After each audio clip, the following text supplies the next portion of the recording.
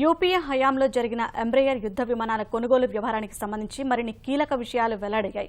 భారతీయ వాయుసేనకు 2008లో 3 విమానాలు విక్రయించే కాంట్రాక్టును దక్కించుకునేందుకు బ్రెజిల్కు చెందిన ఎంబ్రేయర్ సంస్థ ఓ బోగస్ సంస్థ ద్వారా $57.6 లక్షల ముడుపులు చెల్లించినట్లు తేలింది.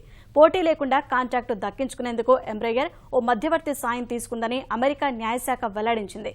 $20.80 విలువైన 3 విమానాల విక్రయం ద్వారా వచ్చే $8.40 లాభంలో 9% ఆ దళారీకి కమిషన్ గా చెల్లించేందుకు ఎంబ్రేయర్ అంగీకరించిందని తెలిపింది. 2008 జూలై 3న ఒప్పందం కుదిరాక సింగపూర్లో ఓ బోగస్ సంస్థను సృష్టించి దాని ద్వారా మధ్యవర్తికి ముడుపులు చెల్లించిందని అమెరికా న్యాయశాఖ వివరించింది. మరెన్నో దేశాల్లో ఇదే తరహాలో ఎంబ్రేయర్ కాంట్రాక్టులు దక్కించుకుందని తెలిపింది.